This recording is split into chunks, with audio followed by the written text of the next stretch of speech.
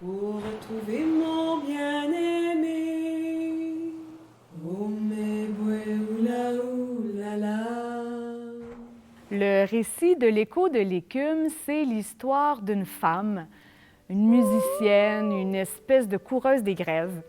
Et elle va faire la rencontre de son alter ego. Donc, une nuit, elle se retrouve près de la mer avec sa harpe et il y a une créature, une selkie qui va lui apparaître. Et ces deux femmes-là vont passer la nuit ensemble. Donc, au cours de ce moment-là, elles vont faire la découverte de l'amour, de la maternité, du voyage et des tempêtes, évidemment. Et c'est aussi une façon pour la coureuse des grèves de découvrir sa part artiste puis sa part sauvage et animale aussi. Il tient ses hommes comme il tient le vent. Tout le monde a peur de Long John Silver. Alors, l'univers sonore de l'écho de l'écume, c'est le fruit d'un an et demi de recherche. On a commencé en allant à Saint-Pierre-et-Miquelon, où on a rencontré des vieilles dames qui nous ont légué des anciennes chansons de bateaux de pêcheurs. Petite galiote, toi qui vas dans ces îles. Petite galiote, toi qui vas dans ces îles.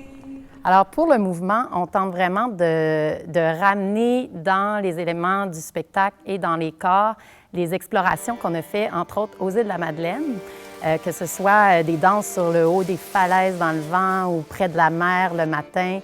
Puis vraiment, c'est d'arriver à incarner corps et âme toute la liberté, l'immensité, puis la fougue que la mer nous a transmise. Au niveau des inspirations du spectacle L'écho de l'écume, ça se passe sur le bord de l'eau, donc on est plus dans un univers où les coques de bateaux, les vieilles épaves, les matériaux un peu bois brut, mais on est aussi dans un univers d'espace atelier, donc tout ce qui est chevalet, peinture, pinceau. On a aussi fait plein d'échantillonnages sonores, donc des bruits de drisse qui claquent sur les mâts, du clapotis sur le bord des quais. Alors, on va utiliser tout ça pour créer la trame du spectacle.